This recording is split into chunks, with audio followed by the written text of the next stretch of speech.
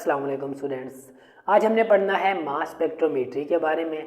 देखिए, पिछले लेक्चर में हमने पढ़ा था रिलेटिव अबंडेंस ऑफ आइसोटोप्स। अब रिलेटिव अबंडेंस हम कैसे फाइंड कर सकते हैं, कैसे मेजर कर सकते हैं? मास स्पेक्ट्रोमेट्री के ज़रिए। अब इसके साथ साथ हम आइसोटोप्स के एग्जैक्ट मासेस, एटॉमिक मासेस भी मास स्पेक्ट्रोमेट्री के ज़रिए इजीली फाइंड कर सकते हैं। लेकिन हम उससे जानने से पहले सबसे पहले इसकी थोड़ी सी हिस्ट्री देख लेते हैं। पहले कौन सा मास स्पेक्ट्रोमीटर यूज़ होता था और अब कौन सा मास स्पेक्ट्रोमीटर यूज़ होता है। देखिए, सबसे पहले कौन सा मास स्पेक्ट्रोमीटर यूज़ होता था? एस्टोन मास स्पेक्ट्रोमीटर। सबसे पहले ये क्या था, लेकिन ओल्ड वर्जन था, इसमें इतने ज़्यादा फंक्शंस नहीं होते थे। लेकिन उसके बाद एक मास स्पेक्ट्रोमीटर यूज़ किया जाता है जिसे कहते हैं डेम्स्टर मास स्पेक्ट्रोमीटर। ये कौन सा वर्जन है? लेटेस्ट वर्जन है। देखें, जैसे मोबाइल फ़ोन्स होते हैं ना, एक तो होते हैं छोटे फ़ोन्स बटनों वाले, उसमें इतने ज़्यादा फंक्शंस नहीं होते। लेकिन जो आजकल के स्मार्टफोन्स हैं उसमें बहुत ज़्यादा फंक्शंस होते हैं, जैसे फेसबुक, व्हाट्सएप, ट्विटर, ऐसे बहुत सारे फंक्शंस होते हैं। तो ये क्या है? डेम्स्टर एक लेटेस्ट वर्जन है जिसमें बहुत ज़्यादा फंक्शंस थे। अब एस्टोन मास स्पेक्ट्रोमीटर को क्यों यूज़ नहीं किया जाता ज़्यादातर? क्यों? क्योंकि देखें, सबसे पहले एलिमेंट्स किन स्टेट में पाया जाता है? एलिमेंट्स 3 स्टेट में पाया जाता है। किसमें? गैस, लिक्विड और सॉलिड में। लेकिन जो ये एस्टोन मास स्पेक्ट्रोमीटर था, ये सिर्फ और सिर्फ किस स्टेट के लिए अवेलेबल था, सूटेबल था? Gaseous state. ये सिर्फ और सिर्फ किसके लिए सूटेबल था? एलिमेंट्स की गैसियस स्टेट के लिए सूटेबल था। लेकिन जो डेम्स्टर मास स्पेक्ट्रोमीटर है वो तीनों स्टेट के लिए सूटेबल है। ठीक है, इसमें क्या फंक्शन है डेम्स्टर मास स्पेक्ट्रोमीटर में? ये also used for solid state. तो डिफरेंस समझ आ गया आपको? एस्टोन किसके लिए सूटेबल था? सिर्फ और सिर्फ गैसियस स्टेट के लिए। लेकिन जो डेम्स्टर मास स्पेक्ट्रोमीटर है ये सॉलिड स्टेट में जो एलिमेंट्स पाए जाते हैं उनके लिए भी सूटेबल था। ये समझ आ गया डिफरेंस एस्टोन मास स्पेक्ट्रोमीटर में और डेम्स्टर मास स्पेक्ट्रोमीटर में। उसके बाद हम इसकी डेफिनेशन देख लेते हैं। देखें, डेफिनेशन क्या है? It is used to measure. इससे क्या मेजर किया जाता है? Exact masses of different isotopes. Exact masses मतलब एटॉमिक मासेस डिफरेंट आइसोटोप्स के। और दूसरी क्या चीज़ हम फाइंड कर सकते हैं? Relative abundance.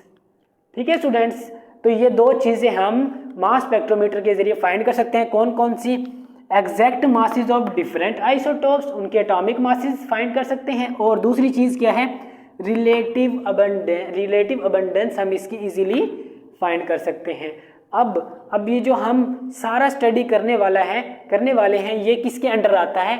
डेम्स्टर मास स्पेक्ट्रोमीटर के अंदर आता है। ठीक है, अब इसका प्रिंसिपल क्या है? ये स्पेक्ट्रोमीटर है किस प्रिंसिपल के ऊपर वर्क करता है? देखें, फर्स्टली सब्सटेंस इज वेपराइज्ड। सबसे पहले क्या किया जाता है? जो सॉलिड सब्सटेंस होता है उसको हम किस में कन्वर्ट करेंगे? वेपराइज्ड फॉर्म में कन्वर्ट कर देंगे। उसके बाद हम क्या करेंगे? इसको आयोनाइज्ड करेंगे। ठीक है, आयोनाइज्ड कैसे करेंगे? जैसे हमारे पास एक एलिमेंट है तो हम उसके ऊपर किस चीज़ की बम्बार्डमेंट करवाएंगे? इलेक्ट्रॉन्स की बम्बार्डमेंट करवाएंगे। तो इससे वो किस में कन्वर्ट हो जाएंगे? पॉजिटिव आयंस में कन्वर्ट हो जाएंगे। ठीक है, उसके बाद क्या होगा? इलेक्ट्रॉन, बीम ऑफ इलेक्ट्रॉन के जरिए हमने उसको आयंस में कन्वर्ट कर दिया। उसके बाद क्या होगा? Gaseous positive ions are separated. मतलब जो आयोनाइजेशन में जो आयंस बने हैं उनको क्या कर लिया जाएगा? सेपरेटेड कर लिया जाएगा। ठीक है, फिर on the basis of mass to charge ratio. ठीक है, उनको किसकी बिना पे हम सेपरेट करेंगे? मास टू चार्ज रेशियो की बिना पर हम उनको सेपरेट कर लेंगे। उसके बाद and recorded in the form of peaks. मतलब जो हमें एटॉमिक मासेस मिलेंगे एलिमेंट्स के, वो किस फॉर्म में मिलेंगे? In the form of peaks. ठीक है स्टूडेंट्स, अब यहाँ पे E क्या है? यहाँ पे E है पोटेंशियल डिफरेंस। पोटेंशियल डिफरेंस हम कितना अप्लाई करेंगे वो हम आगे एक्सप्लेनेशन में इसकी देखेंगे। ठीक है, तो ये है एक जनरल प्रिंसिपल है। मैं दोबारा आपको समझा देता हूँ। करना क्या होगा? हमने पहले जो हमारे पास सॉलिड स्टेट में एलिमेंट होगा उसको हम क्या करेंगे? सबसे पहले वेपर्स में कन्वर्ट कर देंगे। वेपर्स में कन्वर्ट करने के बाद हम क्या करेंगे?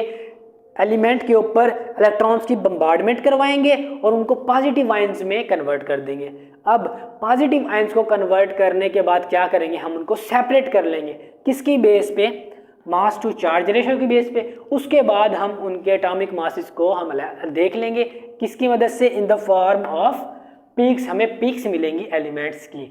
ठीक है, अब हम देख लेते हैं कि कौन कौन से स्टेप्स इसमें इन्वॉल्व होते हैं। सबसे पहला स्टेप है वेपराइजेशन, ठीक है, उसके बाद आयोनाइजेशन, उसके बाद एनालाइजर, उसके बाद आयन कलेक्टर और लास्ट में हमारे पास जो स्टेप है वो है डिटेक्टर, जो डिटेक्ट करता है क्या चीज़? पीक्स को डिटेक्ट करेगा। ठीक है, और जो एटॉमिक मास हम यहाँ पे देखेंगे। ठीक है, अब हम समझ लेते हैं इसको डायग्राम के जरिए। एक्सप्लेनेशन सबसे पहले देख लेते हैं स्टेप बाय स्टेप। देखिए यहाँ पे कौन सा स्टेप है? पहले वेपराइजेशन, तो हम इसी स्टेप को सबसे पहले डिस्कस करेंगे। In vaporisation chamber solid converted into vapours.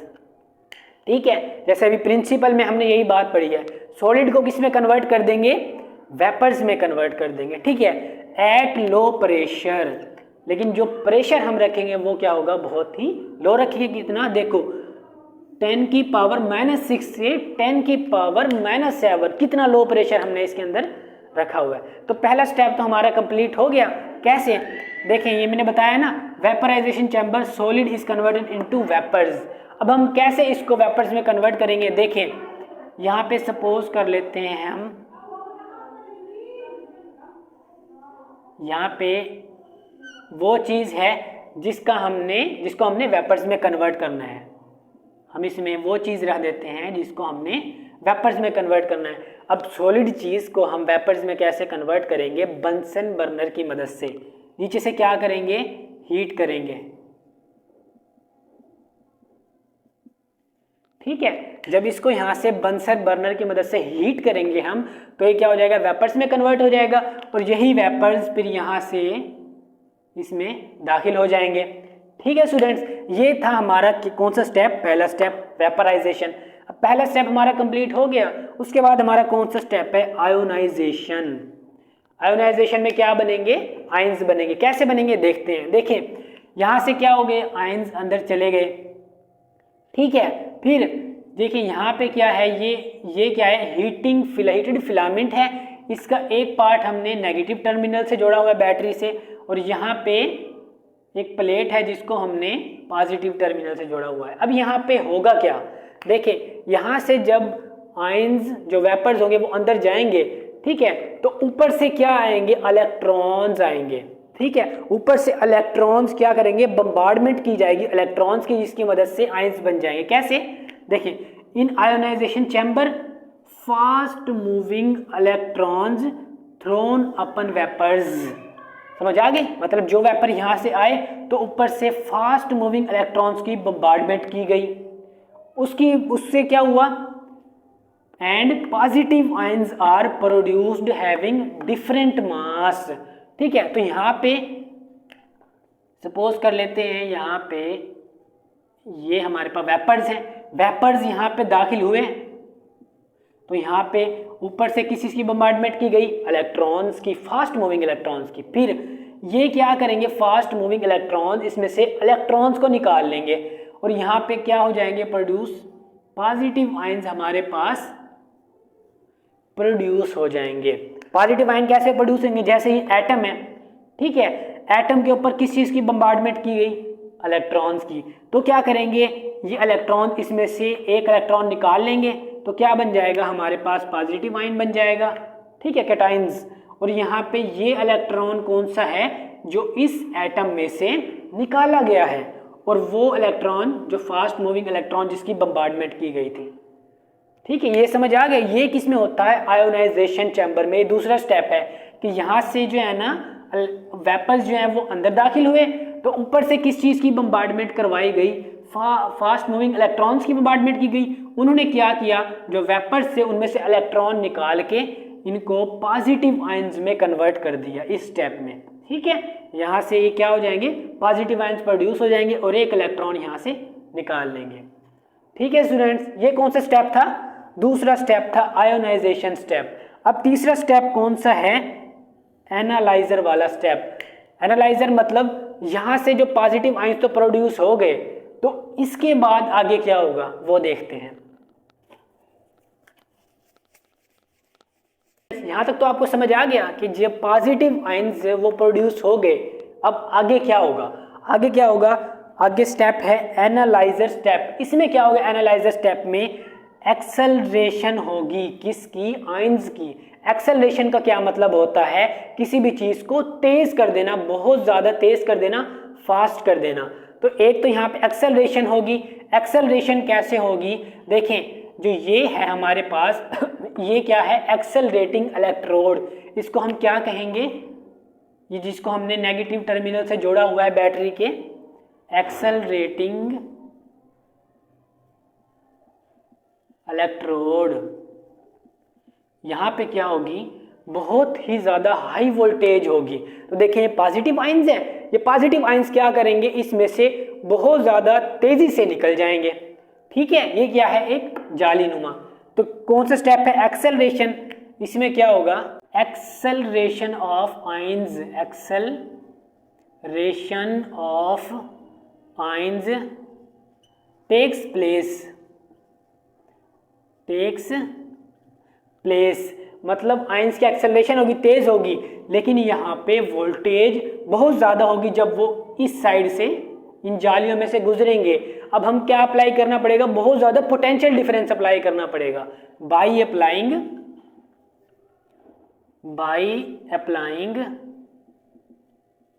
Potential difference. अब पोटेंशियल डिफरेंस हमने कितना अप्लाई करना है यहाँ पे, ताकि आयंस जो है बहुत तेजी से आगे मूव करें। कितना हम अप्लाई करेंगे पोटेंशियल डिफरेंस, 1000 वोल्ट्स। ठीक है, यहाँ पे पॉजिटिव आयंस को एक्सेलरेट करने के लिए, तेज करने के लिए, तेजी से जालियों में से गुजरने के लिए हम कितना पोटेंशियल डिफरेंस अप्लाई करेंगे, 500 से 2000 वोल्ट पोटेंशियल डिफरेंस अप्लाई करेंगे। तो ये कौन सा स्टेप था, एक्सेलरेटर। ठीक है, यहां से आयंस गुजर गए, अब वो यहां पे आ गए। ठीक है, अब क्या करना है हमने, deflection of ions. Deflection of ions से पहले देखें, यहां पे 2 इलेक्ट्रोड हमने लगाए हुए हैं।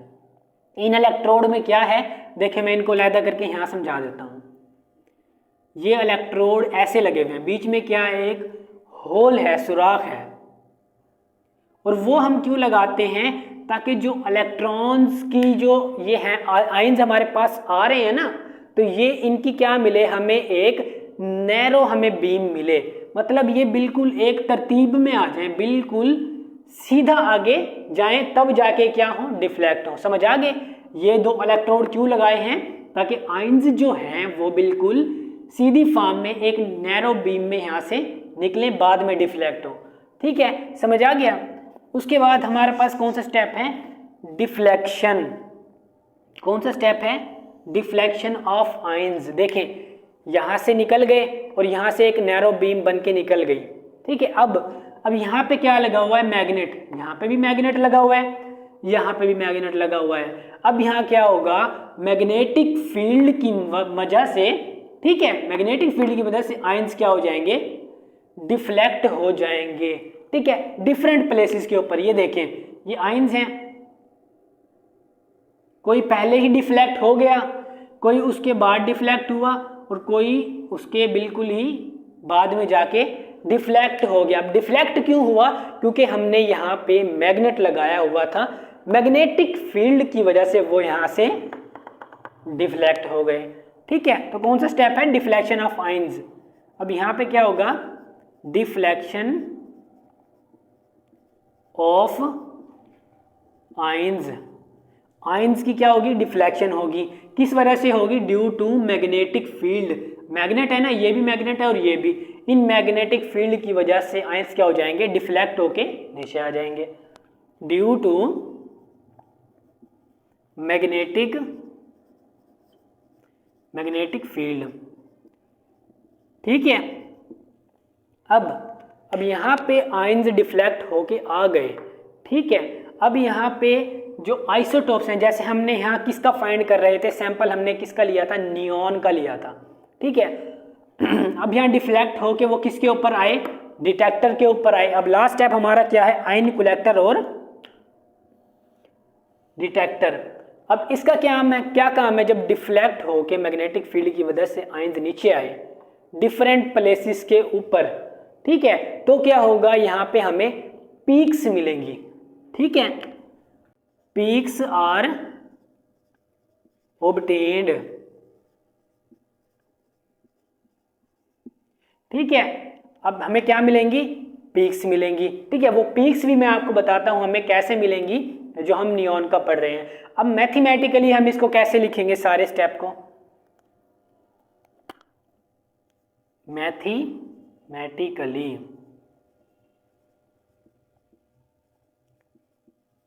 अब मैथमेटिकली हम इसको कैसे लिखेंगे, मास टू चार्ज रेशियो किसके इक्वल होगी, h square r square and 2e।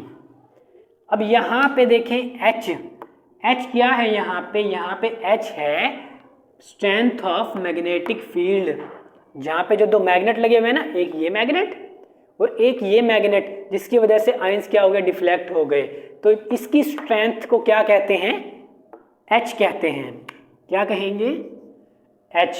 उसके बाद E क्या होता है, E होता है स्ट्रेंथ ऑफ इलेक्ट्रिक फील्ड। देखिए यहाँ पे हमने इलेक्ट्रिक फील्ड अप्लाई की थी ना, जब हमने आयंस को क्या किया था, एक्सेलरेट किया था, तेज किया था, ताकि यहाँ से जल्दी से आयन जाली नुमा चीज में से निकल जाएं और आगे जाएं, ठीक है। तो ये क्या थी, E strength of electric field. अब यहाँ पे R क्या है, R है radius of circular path, radius of circular path, जो आयंस हमें वहां पे डिफ्लेक्ट हुए हैं, कहाँ पे, यहाँ पे इनका रेडियस। देखिए यहाँ पे सर्कुलर पाथ ऑब्टेन हुआ है ना, ये ऐसे करके सर्कुलर पाथ बनेगा। तो यहाँ पे देखें, सपोज कर लेते हैं ये क्या है, इसका जो पहला आयन डिफ्लेक्ट हुआ है, ठीक है, तो उसका रेडियस देखें थोड़ा है, लेकिन ये जो दूसरा आयन से डिफ्लेक्ट हो रहा है, इसका रेडियस क्या होगा, ज़्यादा होगा। इसी तरह जो आखिर वाला है उसका रेडियस क्या होगा, ज़्यादा होगा, ठीक है। तो यहाँ पे R क्या है, रेडियस ऑफ सर्कुलर पाथ। अब देखें यहाँ पे अगर हम, ये क्या है, इलेक्ट्रिक फील्ड है ना, अगर हम इलेक्ट्रिक फील्ड को बढ़ा दें मजीद, वैसे तो पहले ही हमने बहुत ज़्यादा बढ़ाया हुआ था ताकि आयंस की एक्सेलरेशन हो, लेकिन अगर हम यहाँ से इलेक्ट्रिक फील्ड जो है उसको मजीद बढ़ा दें और मैग्नेटिक फील्ड को कांस्टेंट रख दे, तो ये जो आयंस डिफ्लेक्ट होंगे ये बहुत ही दूर जाके डिफ्लेक्ट होंगे, फिर डिफरेंट प्लेस के ऊपर, यहाँ तो नहीं होंगे। क्यों, क्योंकि देखिए हमने इलेक्ट्रिक फील्ड को बढ़ा दिया। जब इलेक्ट्रिक फील्ड बढ़ेगी तो आयंस की एक्सेलरेशन भी, मतलब आयंस बहुत तेज़ी से आगे जाएंगे। जब बहुत तेज़ी से आगे जाएंगे और हमने मैग्नेटिक फील्ड भी कांस्टेंट रखी हुई है, तो वो बहुत ही दूर जाके एक अलग जगह पे क्या होंगे, डिफ्लेक्ट होंगे, तो हमें क्या मिलेंगी, पीक्स मिलेंगी, ठीक है। ये बात समझ आ गई। अब देखते हैं, जैसे हमने क्या कहा था कि पीक्स आर ऑब्टेन्ड, हमें पीक्स मिलती हैं, वो पीक्स कैसे मिलेंगी, हम यहाँ किसका पढ़ रहे थे, नियॉन का पढ़ रहे थे, तो हम नियॉन का ही देख लेते हैं। किसका देख लेते हैं, नियॉन्स। ये देखें, ये एक ग्राफ बनाते हैं हम। अब ग्राफ के एक्स एक्सिस पे हम क्या ले लेंगे, मास नंबर,